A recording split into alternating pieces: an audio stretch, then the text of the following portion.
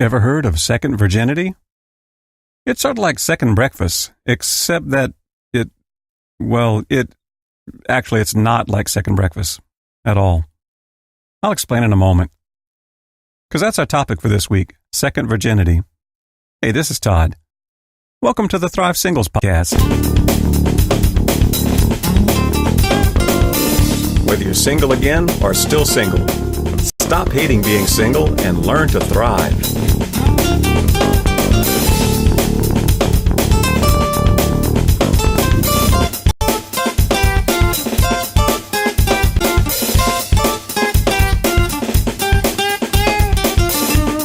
And welcome back for this week's Thrive Singles Podcast. Our topic for this week, second virginity. Okay, first let's get the bad news out of the way. Second virginity is not the same as virginity. Once you have sex, you're no longer a virgin. That ship has sailed. That train has left the station. There is no do-over. It's not truthful or accurate to call yourself a virgin any longer. A virgin is by definition someone who has not had sex, period. Okay, I know that might seem a tad harsh, but as they say, it is what it is. The definition of a virgin is what it is. Now that we've gotten that out of the way, let's move on. There are many of you who in a moment of weakness gave up your virginity. Now you regret it. Some of you maybe were coerced, tricked, or forced into giving up your virginity. Perhaps an increase in knowledge or a change of heart has left you regretting earlier life decisions. Or maybe you're like me. Maybe you found yourself the victim of a divorce. Where does that leave you? Is there any point to second virginity if you're no longer a virgin? Yeah, you bet there is. After my divorce, I joined a program called Divorce Care. If you've been through a divorce or a breakup after a long-time relationship, I highly suggest you go check that out. And that's where I first was introduced to the concept of second virginity. Since then, I've heard it referred to as second chance virginity, secondary virginity, or even somebody coined the word re-virginization. The concept is simple and important. You can make a decision today to abstain from sex until marriage and be sexually pure from here on. You can deliver to your future spouse the purest you possible. The point is, you can't change the past, but you can decide what happens next. Right here, let me address my Christian brothers and sisters. The past is the past. It can't be undone. But thank God there is forgiveness. There is no do-over, but there is a fresh start and a future that's a blank slate waiting to be written. Here's an analogy. When you're born again, you're not physically born again. You are literally born again, but it's in a spiritual sense, not the physical sense. It's the same for second virginity. By definition, you're not a virgin, but in a spiritual sense, you can become pure again in spirit and live in purity from this point on. Now, is that easy? No. But is it doable? Yes. The things that are most important, most worthwhile, and most rewarding in this life are seldom the things that are easily done. It's usually the hardest choices to make and the hardest things to do that lead to the best changes in life. I would suggest to you that one of the biggest reasons there aren't more people in the world striving toward purity is not because they don't think it's a good idea or a worthy goal, but it's hard to do. In fact, a lot of people think it's impossible. Why embark on a quest in which you're so likely to fail? Why swim against the considerable social, cultural, and sexual currents? And yet, more people than you'd think begin this journey and fight this fight. Not all of them succeed. Some have more success than others. But speaking for myself, I'm glad I made the effort, despite my mixed success. I share a little bit about that in a related podcast episode about sexual purity. Be sure you go back and check that one out.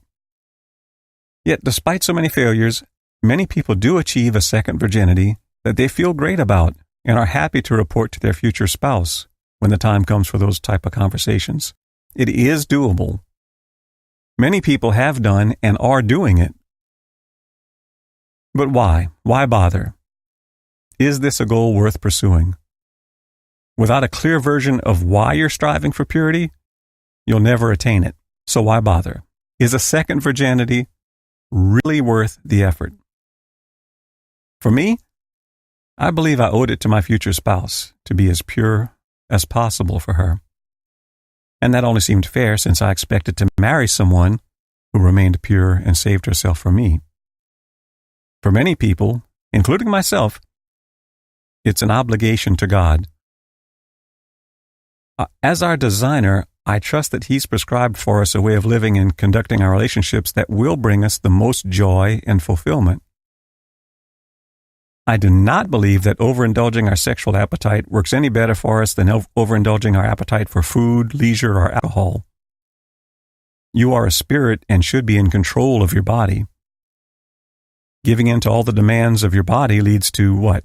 Obesity, laziness, drunkenness, STIs, unwanted pregnancies. Self-discipline is a mark of maturity and inner strength. People tend not to talk about this much in the context of their sexuality. But in the same way that being physically fit or financially stable requires some self-control and some delayed gratification, so does having a great relationship. I firmly believe that delaying sexual gratification until marriage and staying pure within marriage makes for a stronger marriage, and it's well worth the sacrifice. In fact, I don't even see it as a sacrifice. I see it as a more of an investment in my future relationship. Now, for those of us who understand that a second virginity is important, desirable, and doable, here's the big question. How? How do I do this? With all the pressure from society, pop culture, and my own sexual desires, how can I possibly remain pure? First, as I was speaking about a little earlier, understanding why it's important and desirable is a first and critical step in getting there. Without a clear picture of what you want and why you want it, you're doomed to fail. But even being convinced about something is still only a first step. What other practical steps help us get there? For one, keep good company. There's enough external and internal forces pushing against us, pushing against our sexual purity. You don't need people in your life who are pushing against you too. As much as possible, surround yourself with people who encourage you toward purity and who live sexually pure lives themselves. This is true for friends, but it's especially true for people you go out with. Probably the best and most effective thing you can do is to not give yourself the opportunity to fail. Put some safeguards in place, like only go out with safe people, people you know who share your passion for purity. Or instead of going out on late night dates that end up with you alone with someone late at night, what could go wrong there, right? Instead, opt for an early evening date in a well-lit public place. Remember, there's safety in numbers. Maybe choose outings where you and your friends can be accountable to each other. Keep an eye out for each other. The only way to have a successful second virginity is to make it your mission. If it's something you half-heartedly think might be a good idea, you're going to fail. To succeed, your life of second virginity must be well-planned, intentional, and deliberate. I have several blog posts and a few more podcast episodes on the subject of purity that dovetail nicely with this one. So be sure you go to thrivesingles.com and look for them, or tap the link in the notes. Perhaps it's too late for you to aspire to remain a virgin. You can't pop into your time machine, go back and undo what's already been done. But it's never too late to enter into your second virginity. It's never too late to begin to value and to walk in sexual purity. In the future, when you find someone you're interested in marrying, you can look back at this moment and tell them that at this point you made the decision to save yourself for them. You'll be glad you did. They'll be glad you did. So till next time, make a decision, make a plan, and thrive on. What about you? Have you entered into a second virginity? Do you believe it's important? Possible? Practical? Let's talk about it.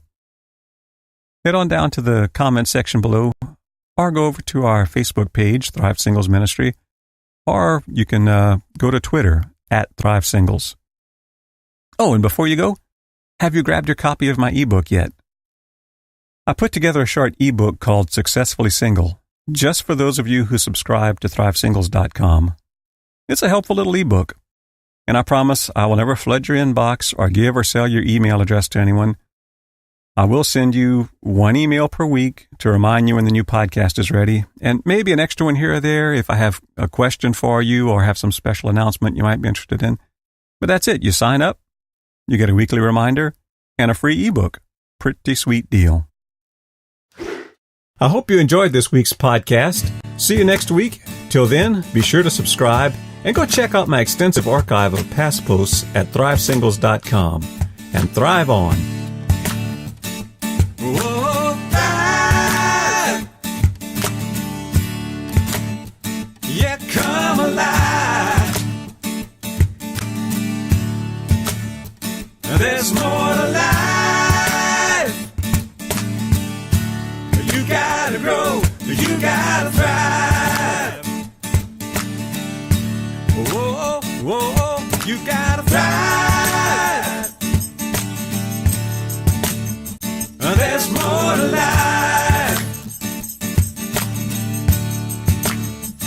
than to just survive. You gotta grow, you gotta thrive.